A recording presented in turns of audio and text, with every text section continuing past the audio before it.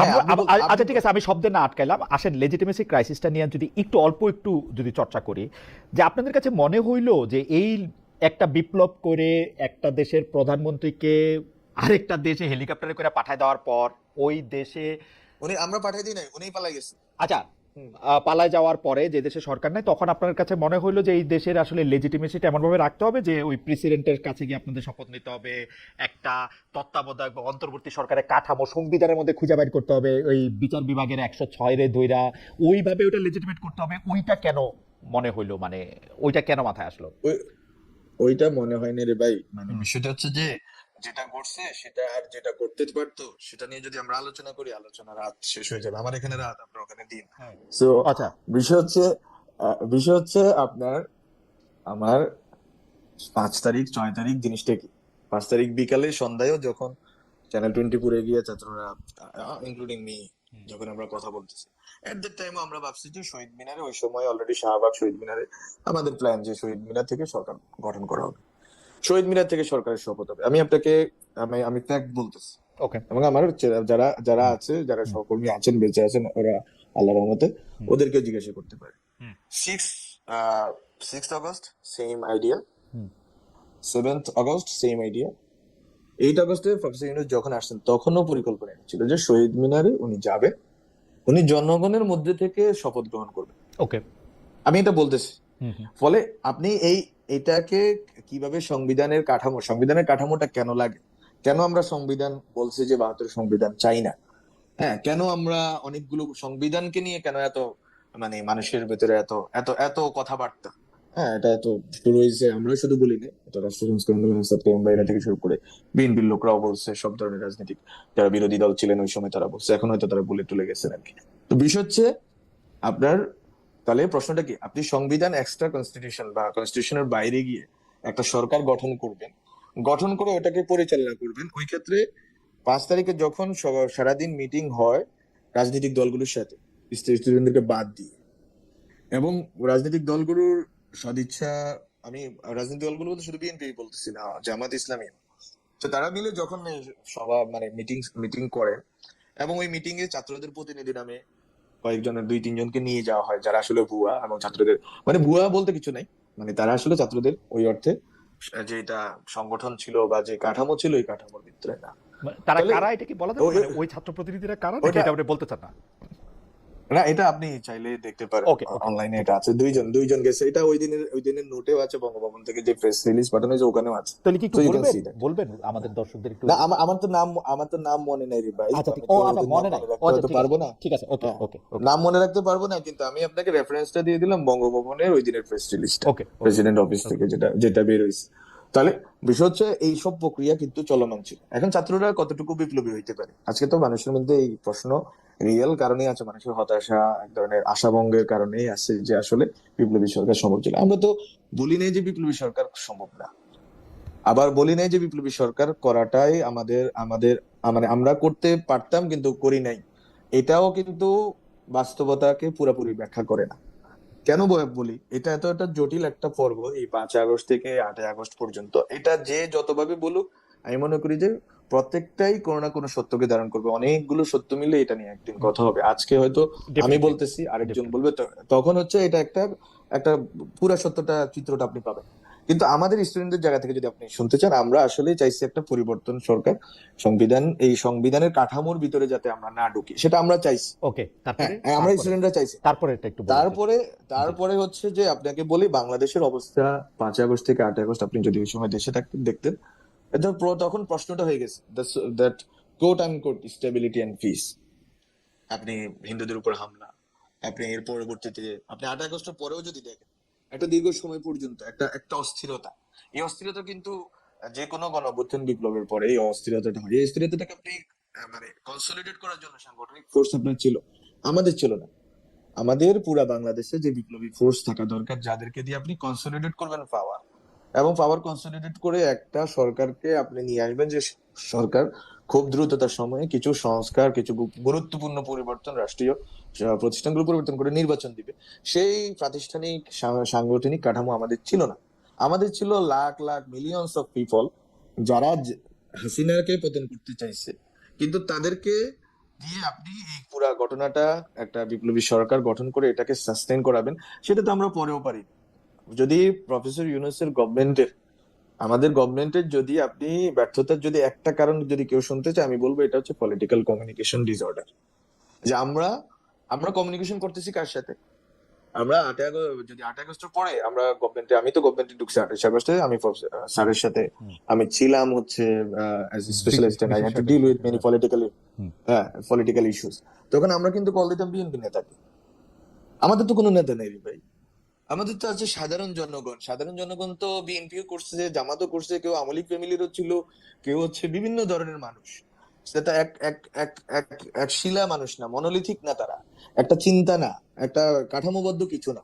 তারা তো দোষ ধরনের, যখন শ্রমিক অঞ্চলে অনেকগুলো ভায়োলেন্স এবং আপনার অস্থিরতা তৈরি হয়েছে, এবং সরকারকে তো এগুলো মানে মোকাবেলা করতে হবে, কারণ আমাদের শ্রমিকদেরকে টিকাইতে হবে, শ্রমিক প্রতিষ্ঠানগুলো টিকাইতে হবে, গার্মেন্টস এটাকে ঠিক করতে হবে, যেটা জনাব একটা আলম, আমার কাছে মনে হয় যে এই পর্যন্ত আমি যত ব্যাখ্যা শুনছি, আপনার ব্যাখ্যাটা আমার কাছে মনে হয়েছে যে আপনি সেই সময়কার একটা প্রকৃত চিত্র বা আমি একটা দেখতে পাইলাম চোখের সামনে। কারণ 5, 6, 7, 8 তারিখে কারণ কেন বিপ্লবী সরকার না হয়ে একটা কাঠামোবাদী বা সাংবিধানিক কাঠামোর একটা সরকারের দরকার হয়েছিল সেটা আমার কাছে খুবই।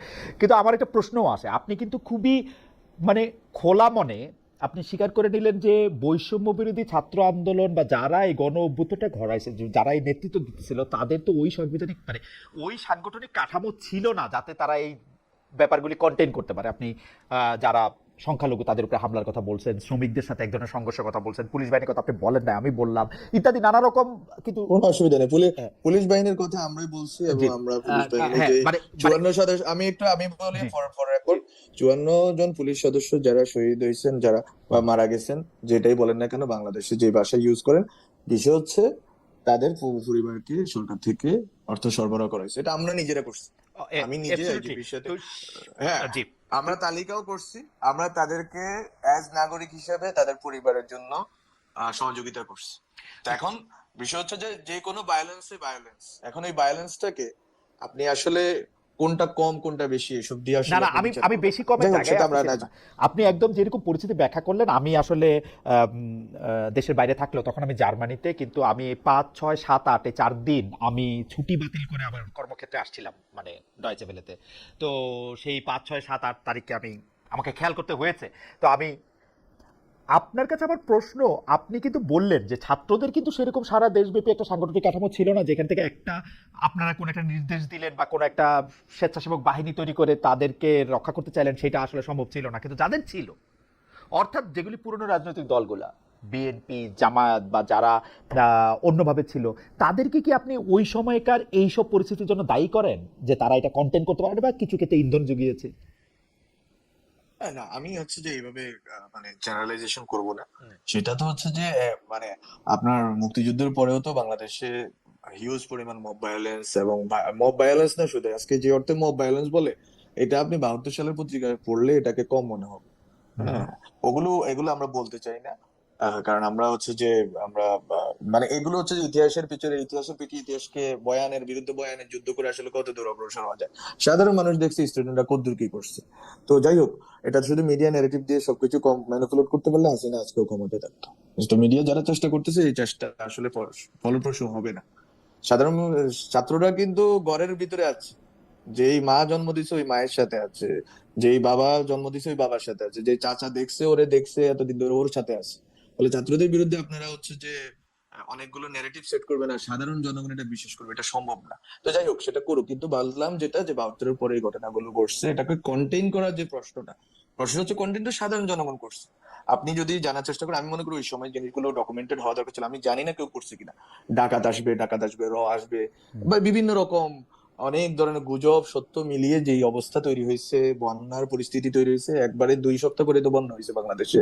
এর আগে মানে আপনারা দেখছেন যে প্রত্যেকটা মন্দিরে মন্দিরে ইসলামী আন্দোলন, কমির আলেমরা, আমি ওদের কথা বলতেছি, সাধারণ সবাই করছে, কিন্তু ওদের কথা এই জন্যই বললাম যে ওদের ভিতরে এই সংবেদনশীলতা জুলাই তৈরি করতে। আপনি যখন ছিলেন না, তখন দুজন দর্শকের দুটো মন্তব্য আমি একটু পড়ে শোনাচ্ছি। একটা হচ্ছে যে পাওয়ার স্ট্রাকচার নিয়ে প্রশ্ন করেছেন যে আপনি পাওয়ার স্ট্রাকচারের বাইরে মানে প্রশ্নটা আপনি শুনতে পাচ্ছেন নিশ্চয়ই। মন্তব্যটা হচ্ছে এরকম: মাহফুজের পলিটিক্যাল স্ট্রাকচার না থাকার কারণে ইন্টারিম ফেল করেছে, যেটা উনি বলছেন জনাব আসাদুজ্জামান মাসুম, রাইট। কিন্তু তাহলে মাহফুজ এখনো কেন স্ট্রাকচারের বাইরে, এখনো কোনো স্ট্রাকচারের বাইরে কেন, পলিটিক্যাল কোনো দলে কেন নাই? এইটা হচ্ছে ওনার প্রশ্ন। আরেকটা প্রশ্ন হচ্ছে যে সেটা কিচেন ক্যাবিনেটের প্রশ্ন, সেটা আমি পরে করব, আপনি কন্টিনিউ করেন আপনি যেটা বলতেছিলেন যে সেই সময়কার অবস্থা বলতে গিয়ে। না, আমি বলতেছিলাম যে সেই সময় মানুষের মধ্যে যেই আপনি স্পন্টেনিটি দেখছেন, হুম। হ্যাঁ, এবং মানুষের মধ্যে যে এই দেশ প্রেমটা দেখছেন, আমি জানি না এটা কেউ কভার করছে কিনা, আমি জানি না যে এটা আসলে ডকুমেন্টেশন করে এটাকে অনুভব করা যাবে কিনা। আমি অনুভব করতে পারছি যে মানুষ নিজেরা রাস্তাঘাটে পাহারা দিছে, গান বাজনা করে পুরা ঢাকা শহর, মফস্বল শহরগুলো নিরাপত্তা নিশ্চিত করছে, গ্রামে গঞ্জে পর্যন্ত হিন্দুদের মন্দির রক্ষা করছে। আপনার বন্যা হওয়ার পরে সাধারণ মানুষ নিজেদের, আমি নিজে দেখছি এটা টিএসসি তে, যে যে মাটির ব্যাংক ভেঙে এসে টাকা দিয়ে গেছে। না জনাব আলম, আমি যে জায়গাটা কথা হ্যাঁ, বলছিলাম যে এগুলি আমি একদমই অস্বীকার করব না, কারণ আমি দেখছি যে ধরেন উত্তরা থেকে মতিঝিল পর্যন্ত সারা ঢাকা শহরে বিভিন্ন ফ্ল্যাট বা অ্যাপার্টমেন্ট পাহারা দেওয়ার ঘটনা যেরকম হয়েছে, গ্রামে গঞ্জে এরকম হয়েছে। আমার কথা হলো যেই দুষ্কার কর্মগুলি ঘটছে সেগুলি কন্টেন্ট কেন করা যায় না? মানে 1971 সালে বা 72 সালে ঘটছে, বা 71 72 সালে পরবর্তী সময় ঘটছে বইলা কি আর আমি এইটা কেন না ঘটছে না সেটা না দেখতে না চাবো না? না না মানে এবং না না, আরো একটা প্রশ্নে আরো আসেন, একটা আরো একটা প্রশ্নে জিনিস আমি আসেন। একটা আরো একটা জিনিস আমি বলি যে আমি কিন্তু খুব মনে করি যে আমাদের জেনারেশন খুব মনে করে যে আগের জেনারেশন খুব ভালো ছিল, এই জেনারেশন, কিন্তু আমি এর উল্টাটা মনে করি। অনেক ক্ষেত্রে যোগাযোগ ব্যবস্থার একটা সাংঘাতিক ইয়ে দাঁড়ানোর ফলে মানুষের অনেক সচেতনতাও বাড়ছে। এখন মানুষ মানুষকে পিটায় মাইরা ফেলবে, অন্যজনের ঘরে গিয়ে আগুন দিয়ে দিবে, পুলিশ অফিসারকে মাইরা ফেলবে, থানায় গিয়ে আগুন দিয়ে দিবে। এইটা মানে এবং যেটাকে আমরা জয়লাভ করতেছি বলতেছি, সেটা লাভ করার পরে ওইটা কেন ঘটলো বলে আপনার মনে হয়? আমি তো বললাম সেটা তো আপনি দেখতেছেন একটা ছোট অংশ, আচ্ছা। আপনি বড় অংশটা দেখতেছেন না। আমি আপনাকে একটা কথা বলি, সেপ্টেম্বর অনওয়ার্ড, হুম। আপনি সেপ্টেম্বর 2024 অনওয়ার্ড আপনি হচ্ছে যে ভায়োলেন্স এগেইনস্ট মাইনরিটি আপনি দেখাতে পারবেন না ওই অর্থে। খুবই র্যান্ডম এটা। এরপরে আবার কিছুটা সার্চ হয়েছে মাঝে মধ্যে, কিন্তু এটা দেখেন, আমি বলি তাহলে কন্টেইন করা গেছে। প্রশ্নটা হচ্ছে কন্টেইন করা গেছে, এবং কন্টেইন করছে, কিন্তু ওই সময় পুলিশ ছিল না। ওই সময় অন্যান্য ফোর্স কিন্তু আমাদেরকে অতটুকু সহযোগিতা করছে কিনা আমি আমি জানি না, কিন্তু ওই সময় সাধারণ জনগণ সহযোগিতা করছে, এই অভ্যুত্থানের পক্ষের লোকেরা সহযোগিতা করছে to appease and to control the situation. এটা কিন্তু খুবই না গুরুত্বপূর্ণ না একটা না না, পর্ব কিন্তু কিন্তু আমি বাংলাদেশের জানি না রাজনীতি। জনাব আলম, আপনি কি আমার প্রশ্নটা এড়াচ্ছেন নাকি আমি আপনাকে প্রশ্নটা করতে পারতেছি না? না না, আমি আমার উত্তর কথা হলো, দিচ্ছি, আমি উত্তর আমার দিচ্ছি। কথা হইলো যে আপনি সেপ্টেম্বর অনওয়ার্ড এগুলি করছেন, আমার কথা হলো আপনি জবাব দিতেছেন যে ভাই 16 কোটি 17 কোটি তো ঘটনা, এরকম ঘটনা 17টা ঘটছে। আমার প্রশ্নটা হইলো হাসিনা অন্যায় করছে, হাসিনা পালায় গেছে, এর মধ্যে সংখ্যালঘুদের যারা পুরাইলো, যারা ওই লোককে আক্রমণ করলো, তারা কারা আসলে? আপনারা কি এই জবাবটা আপনি দিবেন না আপনি যে তারা কারা? আপনি মানে হু আর আপনি দে? বললাম they if they are perpetrators, তাদেরকে আইনের আওতায় আপনি আনা হইছে, এখনো সুযোগ আছে, আনেন। আপনি এটা ফৌজদারি অপরাধ, আপনি লয়ের লোক, আপনি আইনটা তো জানেন এটা পরে, আনা আইনটা যাবে। তো পরে, মানে না এইটা না, করার আপনি মানসিকতাটা আপনি কেন? এবং আপনি সেই সময় অনেকে এটাকে এটা এটা সাপোর্ট করে করছে, এটা কারণটা কি? মানে এটা ধরেন আমি তো সাপোর্ট করি নাই। আপনি আপনি করেন নাই, আপনি কোন আপনি করেন লিডার, নাই, সেই আপনি জন্য কোন কিন্তু আপনি আজকে মূল, সেই জন্য কিন্তু অনেকেই বলেন আপনি যেটা সাপোর্ট করেন নাই, আপনি যেটা বিরুদ্ধে দাঁড়াইছেন, তার জন্য আপনাকে অনেক মূল্য দিতে হয়েছে। আমি জানি না, মানে এটা লোকের ধারণা, আপনি হোক যেটা না সাপোর্ট হোক করেন না নাই। হোক না, মূল্য কিন্তু যারা দিতে তো সাপোর্ট হয়, করছে মূল্য। তারা তো ভালো আছে, অনেকে আবার সেটা বলতেছে। তো তা- সেই জন্য তো এই সাপোর্টটা যারা করছে, সেই জায়গায় কারা করছে সেটা তো আমাদের জানা দরকার। কারা করছে আমি তো বললাম কারা করছে, তাদের তো আপনি একটা তো হচ্ছে, আপনি যেটা বলছেন যে ইনডিসক্রিমিনেটলি সংখ্যালঘুদের বিরুদ্ধে আঘাত, হুম। সেটা তো আমরা ফ্রম ভেরি বিগিনিং, আমি তো মনে আছে আমার 10-12 আগস্টে পর্যন্ত সেখান থেকেই আমরা শুরু করছি মিটিং করা, হিন্দু সম্প্রদায়ের নেতৃবৃন্দের সাথে বসা শুরু করছি, আমাদের অভ্যুত্থানের লিডাররা মিলে। হ্যাঁ, আমরা বসা শুরু করছি, প্রত্যেকটা জিনিস আমরা হচ্ছে যে খুঁটিনাটি জানার চেষ্টা করছি, কোথায় কি প্রবলেম হচ্ছে, আমরা কিভাবে সমাধানটা করতে পারি, আমরা কিভাবে এটাকে কন্ট্রোল করতে পারি। গভর্নমেন্টে আমি নিজে যাওয়ার আগে, হ্যাঁ, আমরা হিউজ পরিমাণ, মানে প্রত্যেক দিনে অনেকগুলো মিটিং আমরা করতে হয়েছে বিভিন্ন গ্রুপ অফ পিপলের সাথে, যে আমরা কিভাবে এই ভায়োলেন্স গুলোকে ইয়ে করতে। এখন ভায়োলেন্স গুলো কে করছে, কি করে নাই, এটা কিন্তু আপনি যদি আপনি যে উত্তরটা জানতে চাচ্ছেন, যে কোনো একটা গ্রুপ অফ পিপল, কোনো একটা বেস্টেড ইন্টারেস্ট, কোনো একটা নির্দিষ্ট আদর্শ ধর্মের লোক কিনা বা ধারার লোক কিনা, এরকম আপনি পাবেন না। আপনি ধরেন না, যদি আপনি তো নিউ ইয়র্কে থাকেন, নিউ ইয়র্কে যদি মানে এখন যদি বিদ্যুৎ চলে যায়, আপনি অনেক রকম সুবিধা সুযোগ সন্ধানী লোক দেখতে না পাবেন, তা যে আছে। দেখা জি গেলে জি।